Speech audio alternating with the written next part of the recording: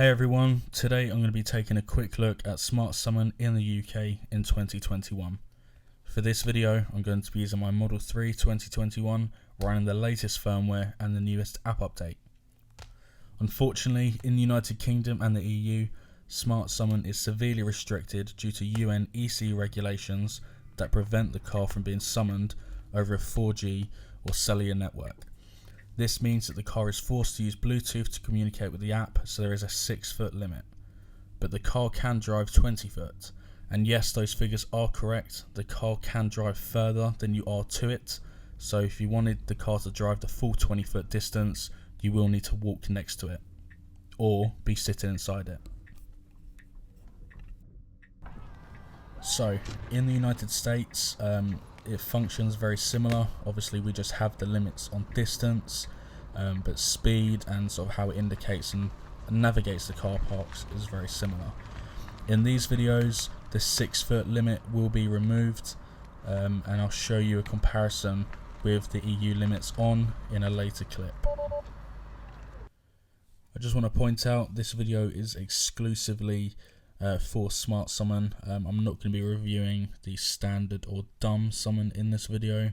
If you don't want to see me review that, please let me know and I will do a detailed video on it, but it does have quite limited use cases. For example, if you have a garage with quite tight clearance, it would be quite handy, or if you have sort of a shared parking space and the bays are quite small, again that would be quite handy. So in this video you're seeing on screen, this is without the 6-foot EU limit. The car does successfully pull out of the bay up to the junction. It does indicate right and drives over to me. As you can see, there are no lane markings in this video, but from some of the clips you'll see in a minute, you'll realise that doesn't really matter. The car does just sort of drive where it wants to. In this video, this one is a bit of an illogical path, so if I summon the car over to me, it goes to pull forward to the junction as it should do, but then suddenly stops and decides to reverse over all the parking bays and then uses the junction to the left side of the screen. I've never seen it do this before.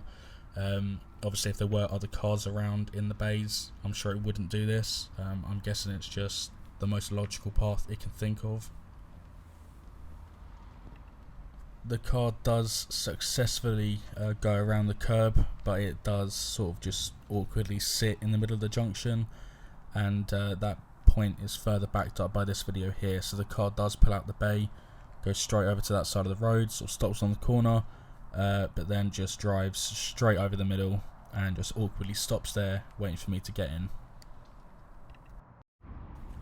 So this video, I'm showing you the phone and the target. It's actually pinpointed on myself, but this is with the 6-foot limit, and you will now see how close you need to be to the car to actually get it to work. You do have to be pretty close. When I first got the car, I thought about this would be the distance, but no, you actually have to be within touching distance of the car, and then it will Smart Summon. The issue with this as well is because you're so close to the car, sometimes it thinks you're just around a pedestrian and will just stop as it did there until I move back.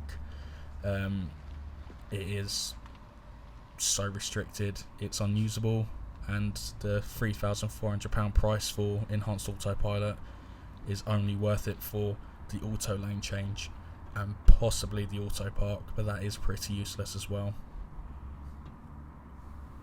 So as you can see, it's just glitching out, saying it's waiting for the phone, then it starts moving forward and just stops.